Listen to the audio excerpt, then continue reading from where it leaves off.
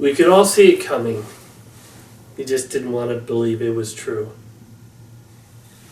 Farewell, Tyson. I hope you entertain us with many antics on Extinction.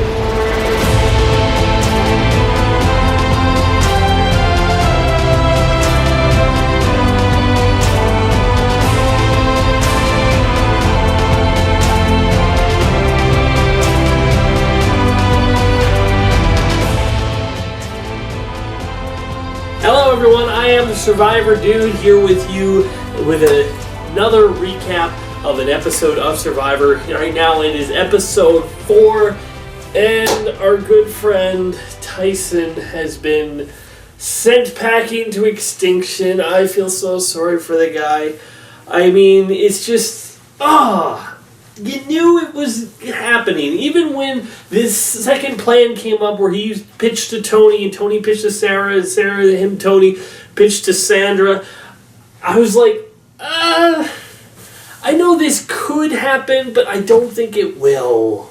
Now, here's the thing. I don't think it was the wrong move. I really don't. I think that in the long run, I think that it was the right move for this tribe. They had a united front against Tyson. It was the best thing. You know a swap is coming soon. You know it's the thing. So the last thing you want to do right before a swap is split your tribe right down the middle. And then now you're on the tribe of the people you screwed over. You don't want that happening. It was the unifying, smart move. And I was thinking about it. I was like, oh yeah, but the Tyson's point is a really good one. You know, once Tyson and Kim are gone, they're going to be coming after Yul and Sandra. But I'm like, then I thought, well, technically, Sarah has an extra vote. So, let's say there wasn't a swap next week and they still wanted to do Tyson's plan, they wouldn't need him for that, you know? They could just use Sarah's extra vote to get the majority of the numbers. But, focusing just on this episode, yeah, I think it was the right move. And then on Sully, we got Boston Rob being a deceiver. You know, what's funny is, like, we see Boston Rob lie all the time on Survivor. You know, it's just a natural talent of his. He's probably one of the best liars. I think Tony might beat him in rapid fire because Tony could just lie at the drop of a hat. You know, you could just be like, I'm a construction worker. You know, that's just the way Tony rolls. But I think Boston Rob is one of the best liars. But this is, like, one of the few times I've seen him actually fabricate a story. Like, he knows that everyone's feeling a little bit uneasy about Adam right now. So this is the first time I've ever seen him just, like, straight up make up crap. In very least, yeah, I don't know, maybe since... No, usually he's good at using the truth to twist things around. But this time he's putting it out there that maybe it's good to just make something up and put the target on Adam's back. And I gotta say, wow. That comeback in that challenge, I thought for sure they were done. Honestly, I did. I was like, yeah, but there's no way they can come back. But Rob and Michelle, they finished that puzzle in no time flat. And the other tribe, they were so lost that they had to start over. It was really a blowout at the end with the puzzle, it was looking like it was going to be a blowout the other way. So, yeah, that was a really big comeback in Survivor standing. So good on them. I gotta give them a hand for that. But when it comes to all the stuff that's going on at the Tikal tribe, I knew that Tyson was going to be the target, and I really felt like it was going to be him. I mean, when they brought up Nick as a plan, I thought that might actually be a decent plan, but I just didn't feel like it had any running legs, because when Sandra doesn't trust you, she doesn't trust you. It can make all the strategic sense in the world, but if she doesn't trust that you have her back, then she's not going to go with you. For Tony, I can actually see how it made sense, because Tyson is one of the few people that, you know, if you have a chance to target Tyson over Tony, you would take that chance, you know, but I don't think Tony's going to be able to have meat shields in the same way that he used to, you know? I think that Tony is going to be having to play a little bit more of a deflection game type of game, you know, just try to get the majority of the numbers and roll through it and maybe find an idol or two to save his butt. But it's going to be interesting because he's lasted all this way here. He's gained everybody's trust. I don't know why the conversation always leads back to Tony. He's like a magnet. You know, even when he's not doing a lot of stuff, you just want to work with him. But, okay, here's the thing. Biggest question mark of the night, of the flippin' night, why did Tyson give the fire token to Nick? Nick of all people. I don't get it. He and Boston Rob are super tight. I would have thought for sure if he got voted off, he was going to give it to Boston Rob. Now, you also got to realize that maybe Tyson knows how smart Rob is and doesn't want to increase his strength too much. Or maybe he knows that Rob is on a sinking ship and therefore he wants to maybe help somebody who's... I don't know. It doesn't make sense to me why he put it in Nick's hands. Maybe it's just screw you. Maybe Tyson wanted to confuse the heck out of everyone. Maybe he's putting it in his hands because, as he said, he'd rather swallow it. So maybe he's like, this is in my mind, I'm throwing something away. I don't know. Maybe he's just liking to troll people, and that's just the way he's doing it. But, yeah, that was weird. I actually want to say I enjoyed the log scene where okay, I want to say funniest moment of the night. Funniest moment of the night. So when Tyson walks up on Extinction, he's like, wow, you guys got a lot of firewood. And they're all like, oh, you don't even know. You don't even know, man. You don't even ever know. I don't know. I thought it was funny. But the scene itself, I was worried for Ethan, okay? I don't know about you, but I was worried. I'm like, no, you can't. Like, we all were saddened when he was sent packing, but we at least thought, at least we have him on Edge of Extinction, right? I mean, we don't like Edge of Extinction, but at least we can see him on our TV and see him still playing the game. But when he went down, I'm like, no, he's not going to get medevaced, is he? Are you kidding me? The one positive thing about Edge of Extinction is that we get to see Ethan still play, and he gets flipping medevaced, and thankfully he wasn't. But, yeah, you know what? I was actually inspired by him, you know? Which is so weird. It's like, normally when they do this, like, oh yeah, it's really inspiring that a character, or that this person did this. I'm like, yeah, sure. But I was actually like, yeah, you go, Ethan. You're the man. You're beating cancer. You go and get those flipping blocks of wood. And when everyone else went with him, I thought that was very touching. Now, here's the thing. With the swap happening, I have no idea how it doesn't all flow into the blue tribe's favor. You know? Or into the red tribe's favor, I mean. You know, it's like, I don't know if they're just doing it from or two tribes to three, or if they're just doing two different tribes, but the red tribe still has, at the very least, the illusion of unity right now. Nobody's gunning for anyone. Even Kim, I don't feel like anyone has too much animosity to. You know, like, if Kim gets trapped on a tribe, let's say, like, there's her and three other red teams and three blue teams, I don't necessarily know that she's going to go over to the blue side. I think that she would rather strengthen the relationships.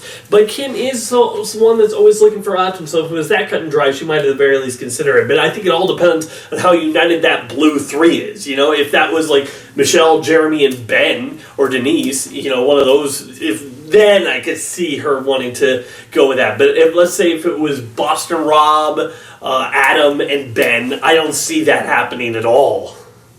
The swap is something that it's still like the one true element of this game that production can't F with. You know, it's random. You grab a wrapped buff, and that's your color, and that dictates the whole game.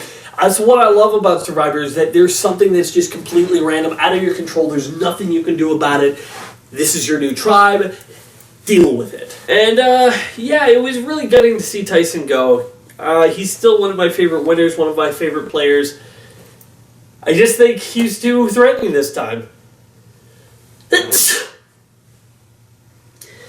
Now, as for all the other players, just doing quick check-ins with them. Yul is still in a good position. Him and Sophie, with Nick and Wendell, I think are in a really good position. But now, on the other side of that, I think you might have something for him in with the Tony, Sarah, Sandra, and Kim possibly forming an alliance. I mean, Kim might not like that they didn't vote, but she voted with them too to vote off Tyson. There was no way she didn't. And I think that that Kim might be regretting not giving her half of the idol to like Sarah or Tony, or even maybe Sandra. Really, I mean, I think this would have been the good time. I bet she had to do it before sundown, so this would have been a good time to strengthen that alliance.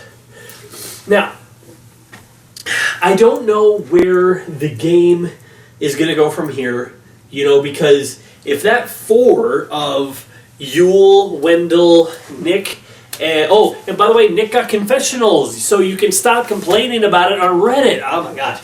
I mean, it's like, even Nick said himself, it's like, I'm on a tribe with Tony and Sandra. Why would they be showing me unless I'm involved in it? This time he was involved in it, and they showed him. I don't think Nick's out of the running just yet. I think he's on a season with the biggest characters of all time, and he's the most recent winner, so he might be pushed aside for a little bit. But it's actually kind of interesting how nervous he was, because he threw a vote Kim's way just to make sure that if Tyson did have an idol, that he wouldn't go home by default. Now, to be fair to everyone else, it's not like they said, "Oh yeah, we gave Tyson your name." Tyson put out Nick's name, and they're saying, "Yeah, we're pretending we're going to go along with it, but we're not actually." Yeah, I think that's better. It's like Tyson throwing out Nick's. It's not like Yul said, "Yeah, don't worry about it. You're still not going to go home, but we threw your name out there." So. I don't think there's any distrust in that scenario. I don't know. This it's really cut and dry right now. Now, looking forward to next week, who is Michelle's ex-boyfriend? I had no idea Michelle dated anyone on any of these people, or anyone really. Now, I did look it up, and it's possible. There's rumors floating around that Michelle and Wendell dated, which I'm like, say what? Really? That might not be good news for Wendell. Or Michelle, really. Who knows? That would be really interesting to see going forward if, but... Then again, Ethan and Amber were exes, so they seem to be working along just fine. Heck, Boss Rob and Ethan were working along just fine. But anyways, looking forward to the next week with a swap happening. What are my predictions? Well, depending on who goes to Tribal Council, of course, I think it might be one of these legends of the game. But I'm not going to say, I wouldn't say Sandra. Because no matter how unless the numbers are squarely stacked in her favor. No, it doesn't even matter, because this would be her 3rd Tribal Council, the last time that she can use this immunity idol. So, yeah, it makes total sense for her to the next Tribal Council just to play it, because, A, it's a swap, so they might be targeting her. Be safe, and also, this is the last time you can do it. There's no reason not to. Also, I would love the sit-out bench from now on to be called the Sandra. All right, take a sit on the Sandra bench, and everyone else, let's get started. It's like, I would love that. I would be totally okay with that. Now, looking at, that's about everything. I think, going into the merge, the pairs that I can see how they've formed, we got on the Blue Tribe, we got Parvati and Boston Rob. We got the 4 of Michelle, Jeremy, Denise, and Ben, and that's a 4, and then we got Denise and Adam, but Denise kind of seemed a little bit of weary of Adam right now, so maybe she's kind of cooled off on him, but he is the only person that knows that she has a hidden immunity idol, so she might want to keep that pretty close to the chest. And then after that, on the Red Tribe, we have the 4 of Yul, Sophie, Nick, and Wendell, and that's pretty strong. And then you also have the 4 of Sandra, Sarah, Tony, and now, well, I guess that's more of a 3, but they might be able to lure in Kim. They might be able to do that, and I think that would actually be very good if they were able to do that. So that's how everything breaks down right now. It all depends.